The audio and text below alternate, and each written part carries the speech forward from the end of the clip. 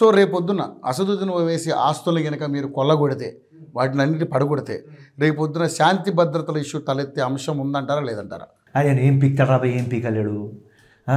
ఆయన ఒక perception create చేస్తున్నాడు అంతే. మేము ఛాంపియన్స్, మేము కమ్యూనల్ వైలెన్స్ చేయవచ్చు అంతే. వాళ్ళు ఏం చేయవచ్చు నేను ఇలా చెప్తా. ఉట్టి పొలిటికల్ పోలరైజేషన్ చేయవచ్చు. ఆ కమ్యూనల్ వైలెన్స్ ఇప్పుడు కాదు. ప్రజలు మేల్కున్నారు, ప్రజలకు అవగాహన వచ్చేసింది. ఎవ్వరు కూడా హిందూ ముస్లిం ఫైట్లో పోరు. ఇప్పుడు అసదుద్దీన్ దగ్గర ఆ పవర్ లేదు. గతంలో ఇలాంటి విషయాల్లో రెచ్చగొట్టిన సందర్భాలు ఉన్నాయి కదా, చూసాం కదా. చేస్తారు కానీ మా గవర్నమెంట్ ఇంకా మా పోలీస్ ఫోర్స్ ఇంత పవర్ఫుల్ అయిపోయింది, మా ఇంటెలిజెన్స్ ఇంత పవర్ఫుల్ అయింది, మా స్పెషల్ బ్రాంచ్ ఇంత పవర్ఫుల్ అయింది. Right, simple logic.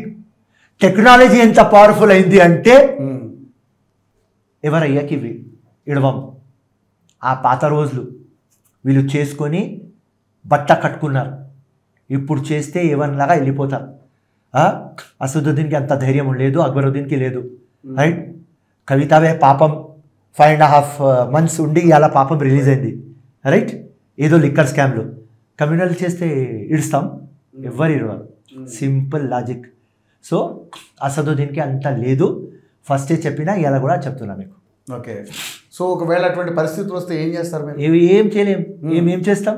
అసదుద్దీన్కి లోపల పెడతాం, అక్బరుద్దీన్కి లోపల పెడతాం. మొన్న చూస్తున్నారు కదా, వాళ్ళ ఎమ్మెల్యే వస్తే లోపల పెట్టినారు. అసదుద్దీన్ ఫోన్ చేస్తే మా ముఖ్యమంత్రి పిక్ చేయలేదు. అంత లోకంకి ఓపెన్ సీక్రెట్ వచ్చింది కదా. వాడు వచ్చి దానికోసం సంధారా చేస్తున్నారు ప్రెస్కి పెట్టుకొని. రేవంత్ రెడ్డి అసదుద్దీన్ మాట వింటాడని పిచ్చి నమ్మకం ఉన్నది మా ఊళ్ళకు. అది రాంగ్. అది ఉండాలి అంటే ఆపాలే కదా.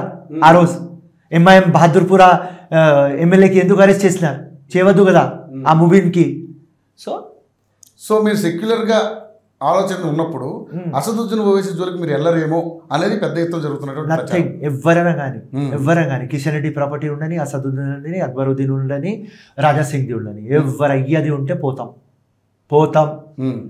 పబ్లిక్కి మేలు కావాలి, హైదరాబాద్కి మేలు కావాలి.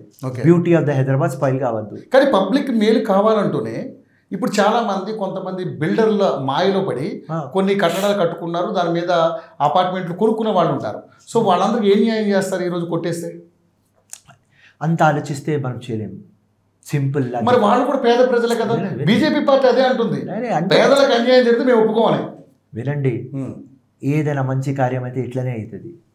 ఫస్ట్ ఏదైనా మంచి ఉంటుందో చెడు ఉంటుంది. వినండి, జిఎస్టీ వచ్చింది, 100 మాటలు మాట్లాడినా. దాని తర్వాత ఇలా జిఎస్టీ బాగున్నది అంటున్నారు. 90%, 10% చెప్పేది చెప్తారు. ఒక తెచ్చిన తర్వాత మైనస్లు ఉంటాయి. టోటల్ 100/100 ఉండదు. ఏదైనా రూల్ తీసుకోవస్తే, ఏదైనా బిల్ తీసుకోవస్తే అబ్సల్యూట్ ఉండదు. 100/100 ఉండదు. మెరిటోరియస్ ఉండదు. ఫస్ట్ క్లాస్ ఉన్నది లేదో అది చూడండి. హైడ్రా ఫస్ట్ క్లాస్ అని కాదు. రైట్, 100/100 నేను చెప్తాను. అది టైం చూపిస్తుంది. కానీ ముఖ్యమంత్రి ఎట్లా ఉన్నాడంటే ఫ్యూచర్లో ఆఫ్టర్ 1-2 months ఎవరికి బాధ అవుతుంది, ఎవరు నష్టపోయినారు, ఎవరు ఇన్నోసెంట్, వాళ్ళకు కూడా రెమెడీ తీసుకువస్తాం. Right, 1 hard and fast rule ఉండదు. నేను చెప్పినా మీకు 80% ఎవరికి తెలిసి ఉన్నది వాళ్ళు కట్టుకున్నారు, 20%కి తెలియదు, వాళ్ళకు వేరే యాంగిల్లో చూస్తాం. తప్పకుండా ఆ 20% బ్రాకెట్లో విలువ వస్తే వేరే యాంగిల్లో చూస్తాం. కానీ ప్రెజెంట్ చూడలేం. ఇప్పుడు చూడలేము సిచ్యువేషన్.